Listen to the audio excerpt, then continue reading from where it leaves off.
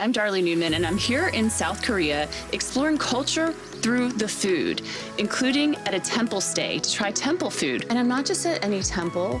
I'm at a very special temple made famous by Chef's Table on Netflix and Jeong Kwan, and exploring beautiful beaches here in Busan, and some good seafood too. We're traveling to small villages to drink with Korean grandmasters. And trying some really great local cuisine at the markets in Seoul. 감사합니다.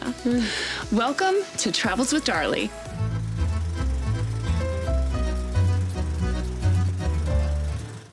South Korea is a country of fascinating diversity, and this variety extends to its culinary offerings. We're diving into Korea through the lens of food, from cities to temples. We'll taste our way through Seoul, trying everything from street food to Michelin-starred seafood, enjoying cafe culture and nightlife, before heading to the remote southwest to visit a Buddhist temple, where the venerable Jeong Kwan has reached international audiences with temple food. We'll end in the southeastern part of the country, hitting the beach in Busan, where traditional noodle dishes mix with the catch of the day. In Seoul, our first pick for cuisine may surprise you.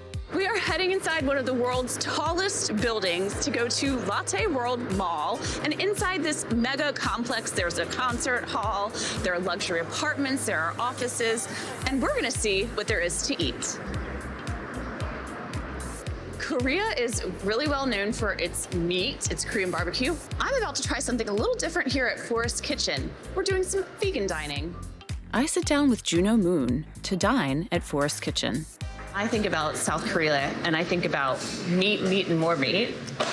Yeah, I agree with it. We are plant-based vegan dining restaurant. It's the first vegan dining restaurant in South Korea. Is vegan cuisine gaining popularity here in South Korea? It's very recent. People starting to get interest on the vegan food. Share with me what we have here. We've got some vegetable juice to start. This is the green vegetable juice made of fresh kale, parsley, cucumber, apple, and ginger. Just bottoms up, like it. Bottoms up like it.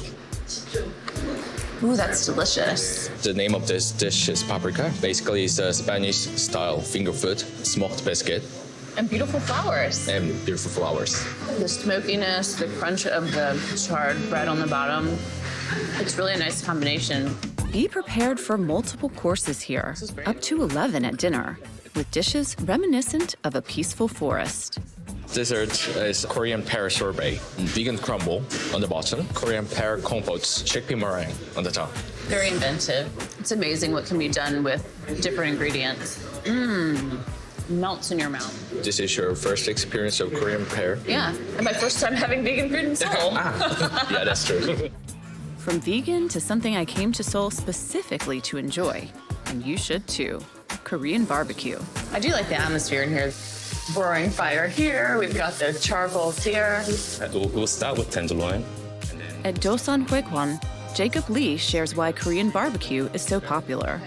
That will be the tenderloin. I can smell it. It smells fantastic. Yes. Why do you think Koreans like to eat meat so much? Korea experienced hard times 50, 60 years ago because of the Korean War, but now the country has now developed a lot. Parents who has experienced those hard times try to feed their children lots of meat that they haven't had before when they were young. So I think that kind of led to this kind of meat eating culture. Now the country has developed a lot, so you've got good quality meats, so it melts in your mouth, and it's really tender. Tender on the inside, the outside nicely charred. Yes. Kudos to the chef. Thank you. That's worth coming to Seoul for. Thank you. In Seoul, experiencing the nightlife gives a greater window into the culture here.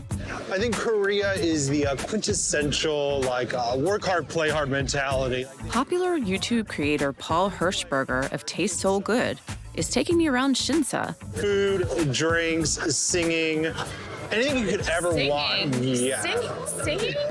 So it's my karaoke scene here. It is, but exactly. So Nore means song and bang means room. What's cool about it is that it's actually like a private room. So you don't have to worry about a ton of strangers listening to your terrible singing. Make it a duet, please. We'll spare you the rest of my singing. Exploring local markets is one of the best ways to try diverse and authentic cuisine on your travels. Mari Cho is leading me through a market where locals actually shop. So is this area known for food, or is there just food everywhere because people love to eat in Seoul? We do love our food, but it is actually known for the local eateries and the food. We're going to the traditional market, Mangwon Sijang, and you'll see that a lot of the sellers here are actually young. They get their produce and ingredients from the older sellers, and they make their food for the food stalls on the spot. Our walk to the market alone is a fascinating dive into food. And inside the covered market, there's so much to try. It's called ton, or pancakes, tofu, vegetables. Chicken 5 ways is one of the most popular market items. I know. Box of chicken. This is one of those sellers that are very young entrepreneurs. And Mari's favorite. So this is a traditional fried pepper. Yes. They look really nicely golden fried. Yes. So just dip it in here? Yep, dip it in, take a big bite. It'll be hot and juicy. The fry itself is just so crisp and just right. This might be the best thing I've had in the market. Oh my gosh. But that was before we got to dessert. It's marshmallow ice cream. Yes, a cube of ice cream, and it's covered in marshmallow, and they will torch it for you. Yes. It's like a s'more. I know. It's a s'more meets Korea. Okay, let's eat it. Yeah. This is a great market. Come hungry and be ready to try a lot of diverse things. Definitely. Next, I'm stepping into a golden-hued shop, serving up traditional pastry called yakqua. My translator and guide, Aram Ro, is helping to introduce us to yakqua at the Golden Piece. When do people eat yakqua today? There's a national holiday in Korea called Chuseok. It's basically the American equivalent of Thanksgiving. You can taste the honey and the sweetness. The main ingredients are sesame seed oil, rice, honey, and they're all deep fried in good quality oil. What is the history of yakqua? There was a period when meat was kind of prohibited. As a substitute, they made these yakqua with the ingredients that they had. And at the time, honey was an ingredient that was very rare and precious, and that's why they called it yak, which roughly translates to medicine. Now that I know that these have such a long history and the yakqua is made with these ingredients that are precious, it makes them taste even better. I think I'm gonna have another. It does. If you're traveling to Seoul, you're bound to notice lots of coffee shops and cafes.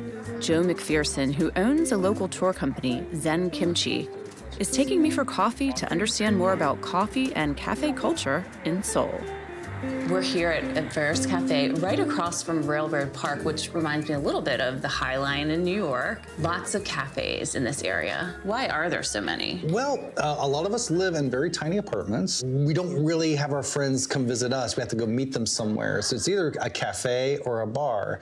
And I think about tea as being big, but coffee is huge now in Korea. Modern version of the coffee comes around the turn of the millennium, right after the Asian financial crisis.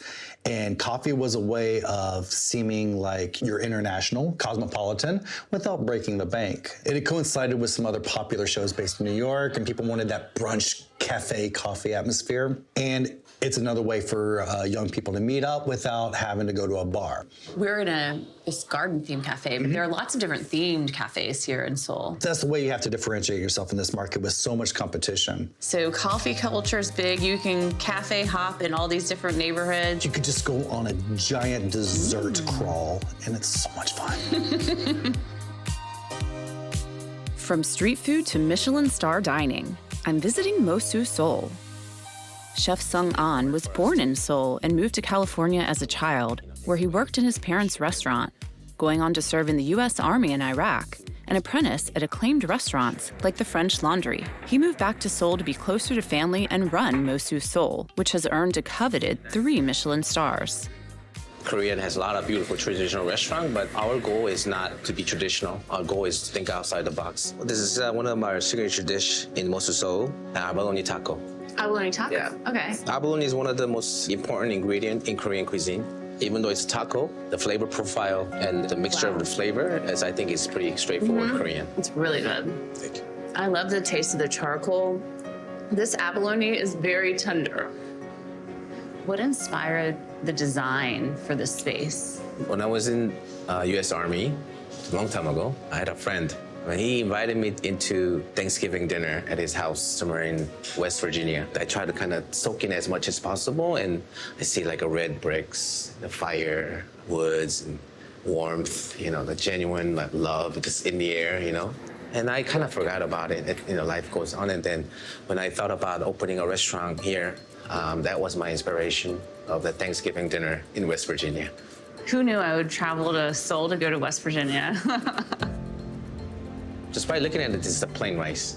But when you actually have it, your world would turn upside down. Ooh, I like it. Made with 3 different types of rice and also cooked in popcorn broth. It smells like popcorn. It's like a buttery popcorn with a rice consistency and the different rice kernels. That's good. Hanu beef. Hanu is one of the best beef you can find. It's like a crossbreed between Wagyu and Angus. It's just a really nice combination of the popcorn buttery crunch with the really savory but tender meat. So thank you for taking the time to spend with us. Thank you so much for coming. Yeah. I'm wrapping up my time in Seoul by the Han River with Aram for some casual convenience store ramian. Many people might recognize the Han River for K-dramas, for breakups, makeups. Should we break up? Should we stay together? The Han River Park itself is kind of an area where a lot of people congregate, but a lot of couples come here as well to just chill by the river. Ramyeon is one of those foods or snacks in Korea that once one Korean person smells it from afar, then everyone starts buying it, and that's what's happening here. I would call this ramen. Ramen is more of a Japanese pronunciation. In Korea, it's more ramyeon. So think of it with a Y in between the M and the E-O-N. Well, we've got our ramyeon from a convenience store. Yeah. And one thing they do in Korea as well when you eat any type of noodle is you slurp. Firstly, if you do it in a restaurant, it's compliments to the chef. So we need to slurp. You have to do the slurp, otherwise you can't enjoy it. Has a little kick to it. You can have this 5 times a day and still taste good the 5th time. Inexpensive and tasty. I'm a bit surprised when my guide, Aram, suggests lunch at a Korean rest stop. We've been driving just under 2.5 hours now, and we're at one of these, what's it known in Korean as 휴게소, basically a rest stop for grilled food and skewers as well. My personal favorite is the baked potatoes, called 통감자 in Korean. That's really good. The salt is so good. This would be really good hangover food. Just a sprinkle of salt before it gets served. We have what's known as tornado potato, which is basically a long strip of potato, deep fried. It's a giant curly fry. You can find these on the streets, not just in these rest stop areas. And then you have hotdog, where you can see the sausage, and then the duck, which is the white rice cakes.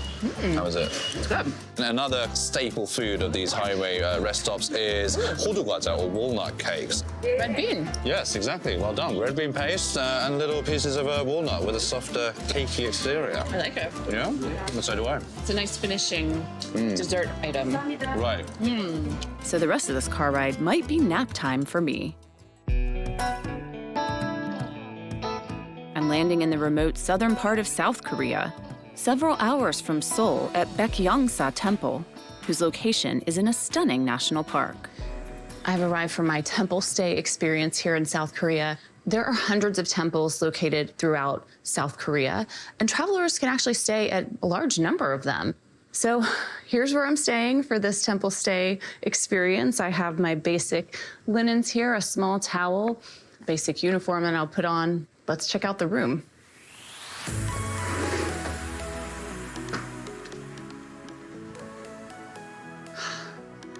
Pretty simple, pretty sparse, but really awesome view. This is my first meal here at the temple, and it is vegetarian. And when you're here at a temple stay, part of the etiquette is taking only what you're gonna eat. So whatever you put on your plate, you're gonna wanna finish because it's good temple etiquette. You can get immersed in daily life at temples like this. I dive into participating in chanting and meditation and get to learn about Buddhism and life here from the head monk over tea. What are some of the customs that are important here at this temple? My translator, Aram, is on hand to help translate. He was relaying that in the temple, there's no long list of rules and regulations, but being quiet is good etiquette when you're here. Aram shares more of what the head monk hopes to relay through this ritual. We hope that through this chadam that we've had today, that we could show the world the message of Buddha of treating others as we would like to be treated ourselves, and that we are all equal, and that we should all look after each other. It is a message that we will try to spread because it is so very important. 감사합니다. 감사합니다. Day 1 is complete, and now it's time to sleep.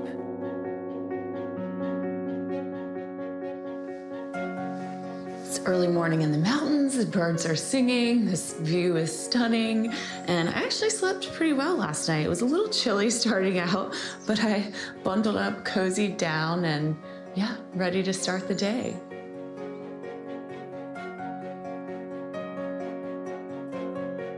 I'm starting my day with a cooking lesson with the venerable Jeong Kwan. 반갑습니다.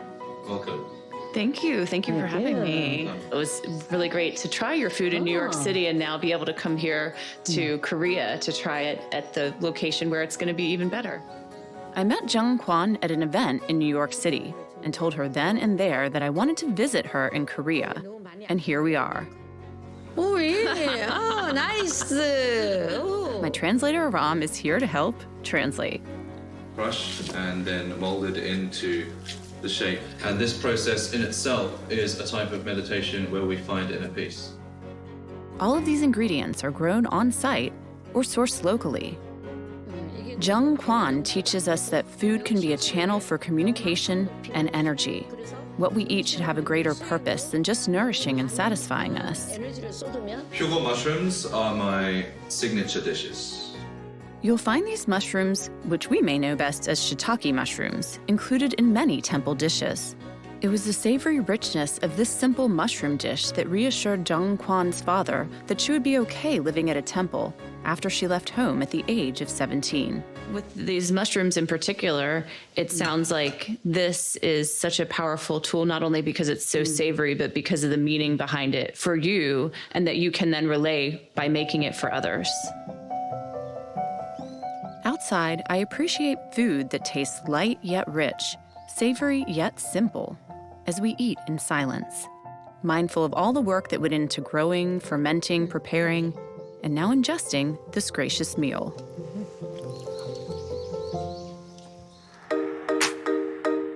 We're traveling to Korea's southern coast to visit South Korea's largest port city, Busan, where I'm starting out at its most famous beach. It's kind of wild that I'm here on the beach in South Korea. This is a city that reminds me a little bit of Miami and Hong Kong mixed together because we have these modern skyscrapers right along the beach, and then we head over different bridges to get to different parts of the city, which is really a huge port city here in South Korea. Being such an active port city, it's not surprising that Busan is well known for its seafood. Just across the street from the beach, I'm visiting one of Busan's fast casual chains to try some of South Korea's most popular on-the-go meals. In a lot of restaurants in Korea, you just go and pick what you want, order from a kiosk, get your ticket, and it comes right out. I'm trying this kimbap. This is kind of like a big sushi roll is the way I'm thinking about it. This has that salty seaweed on the outside. The rice is a little bit sweet. We've got soft egg. We've got the crunch of vegetables. Really nice combination. It always helps to enlist a local when you're traveling to a new location. And I'm excited to meet up once again with Alicia Park, who helped guide me during the filming of my last Korea episode on Jeju Island. Alicia's family hails from Busan, and she's taking me a little off the beaten path to visit a themed cafe and give further insight into culture in Busan. There's a lot of industry happening in Busan and a lot of ships coming in and out, but a lot of people come here to also vacation. Yeah, of course. Busan is dynamic city. You can enjoy sports, ocean activities, surfing and yacht sailing. A lot of people also come here to eat seafood. Yes, seafood, fresh seafood you can eat. And apparently Parisian croissants. Just downstairs at Bread Meat Paris, we're seeing why pastries are so popular in Korea, including French pastries. I'm feeling like we're in Paris and we're in Busan. Oh, definitely. Korean loves French food, French style croissant, and French dining. Oh, sounds crispy. Crispy, buttery, salty. This is a really good croissant. Cheers. Oh. Alicia's taking me to try one of the dishes for which Busan is most well known. This is ramian.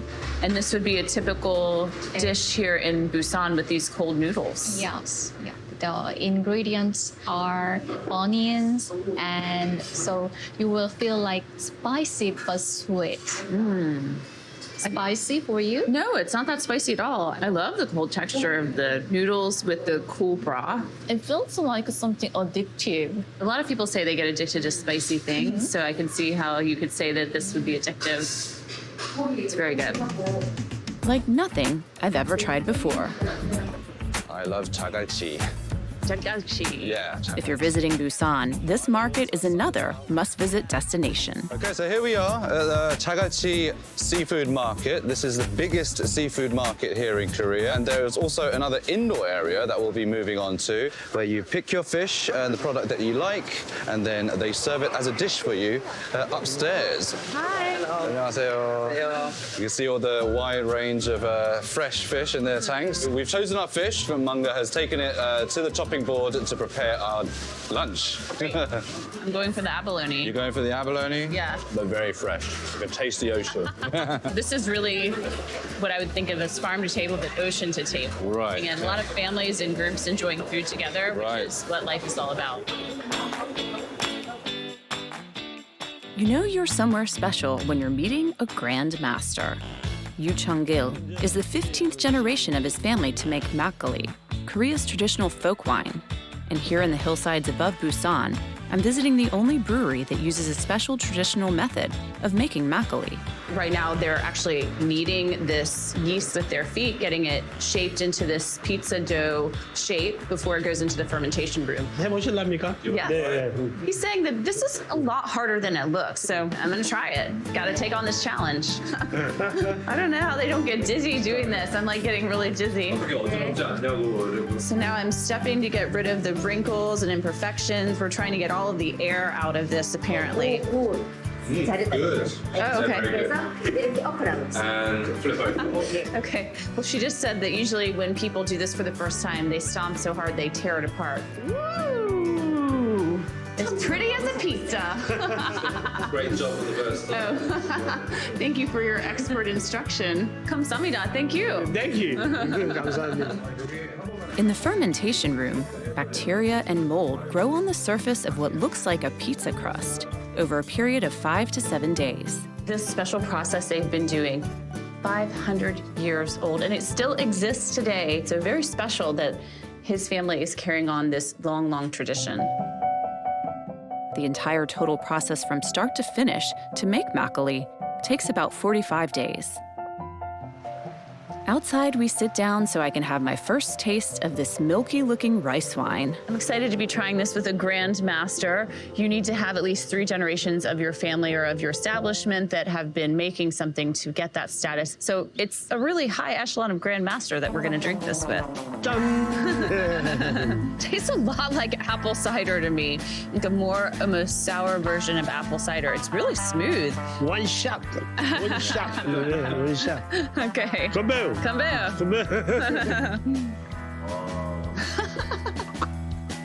I'm not playing drinking games with you anymore. With deep roots and deep heart, this trip to South Korea has left me even more mesmerized by the dizzying array of cuisine in South Korea, a place where food is a source of pride and pleasure, bringing people together not just to nourish the body, but the soul. I've enjoyed taking the time to savor dishes here, from mindful eating to roadside comfort food. But most of all, I'll leave Korea hungry to learn and experience more. I'm Darley Newman, and thanks so much for joining me. 1, 2, 3. Oh. I don't know if I can keep up with you. 자. Oh, wow, that's some mold on there. Actually, along this, can you see over there with Eat like all different kinds of local delicacies. Wow! A little morning steam bath. High five. Woo!